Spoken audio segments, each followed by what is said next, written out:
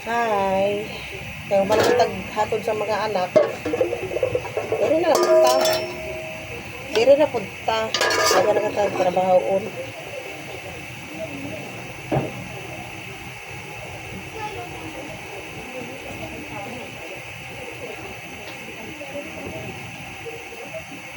Hugas ang plato guys kay gibiyaan ko sa mga anak kadaghan kay hugasonon.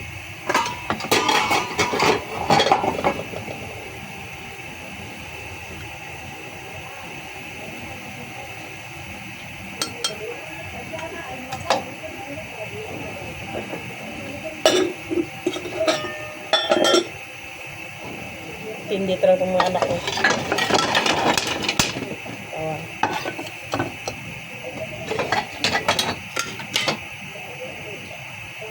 Galit na yung tatay. Ay, blood kaayo. Buti na lang hindi nag-uwi.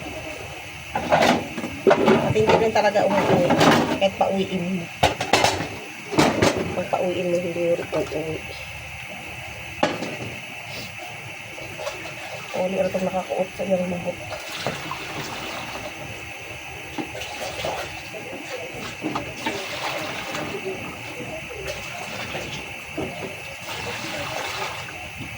Gusto ng plato kayong matambak na punta. So, ganito yung gawa ko guys. Kaya naman akong atod sa ilaha. Bikan sa school. O galing sa kuman ko gatod sa ila sa school. So ito na naman yung nakasikaso ko. Yung mga hugasin ko.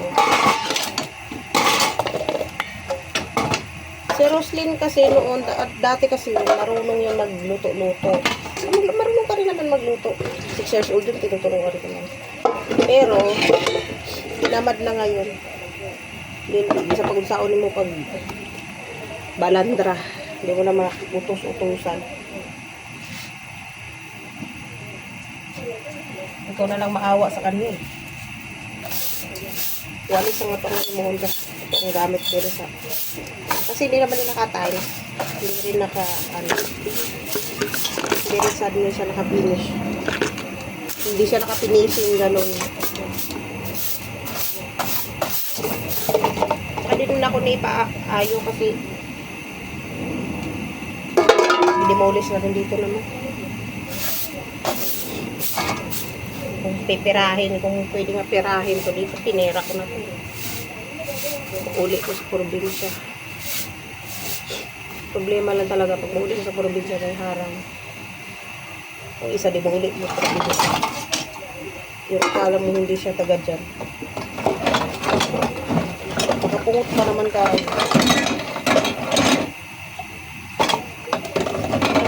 Dili ka pungot ba sa probinsya mo kunwari.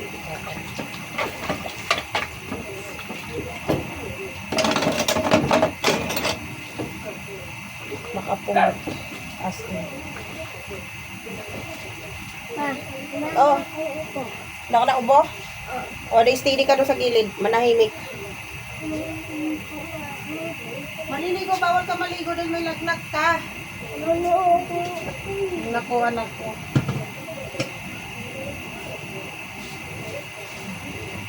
Nang makulit. Gusto ko naman ko.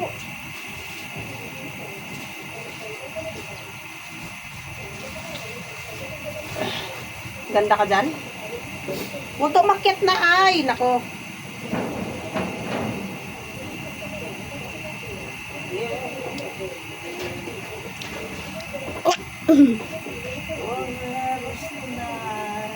For me to love you.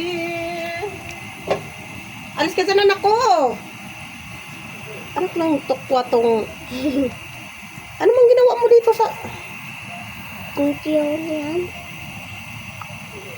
Naku. Alis ka dyan.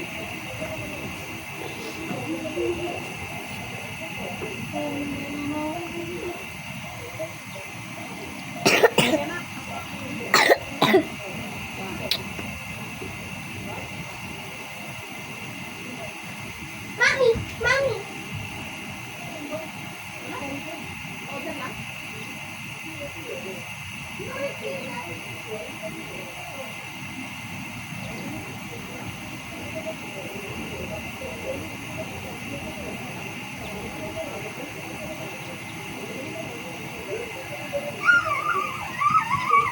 Bar!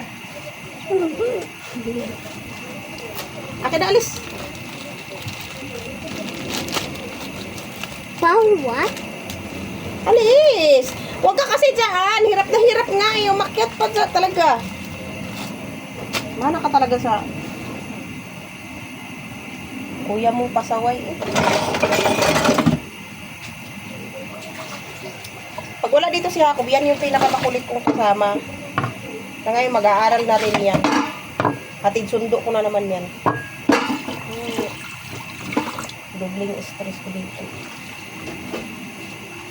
So, mura na po kung buang kami dun sa balay kay walay kakuhan. Ay, kasi this year kasi magpasok na rin tong bunso ko. Hiniking signal kay Karon ay pag mag-live ka, bad trip. Nakapikon.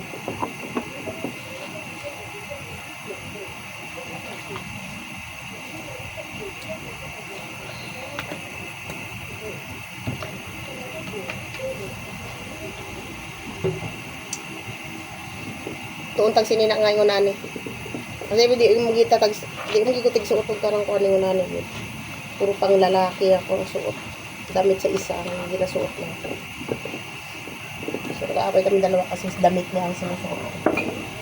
Nakarang taon kasi ang timbang ko is umabot na ng 72 to 60 plus. Na ngayon ano na lang 59, minsan 62, aangat, minsan ganun.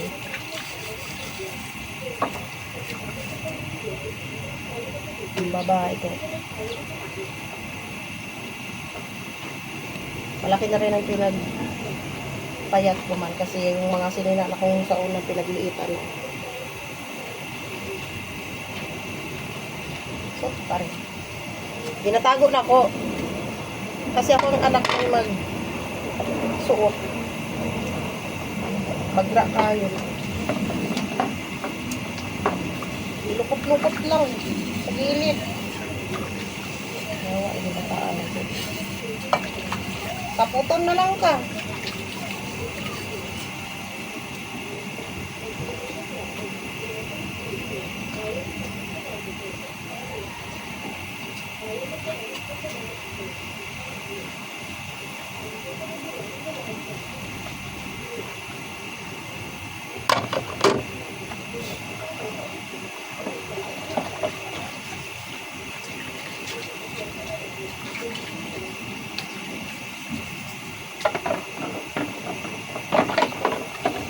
Maluding, mapunta na itong hugaso mo. Gamera ba ni? Kalat lang. Ako ang anak kasi, di maayo.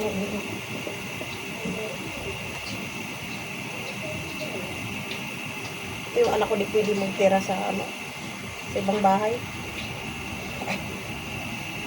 Ay pag magpuyo mo sa laing balay, maulawan lang ka. Di ka pala mo kusot. Yung panty niya, di marunong maglaba. At tinuturo-turuan ko naman talaga sa, pero sagang, dahil lang talaga kayo sa utak. Iwan ko na lang kung magdalagan. Parang, stress kita ni kayo.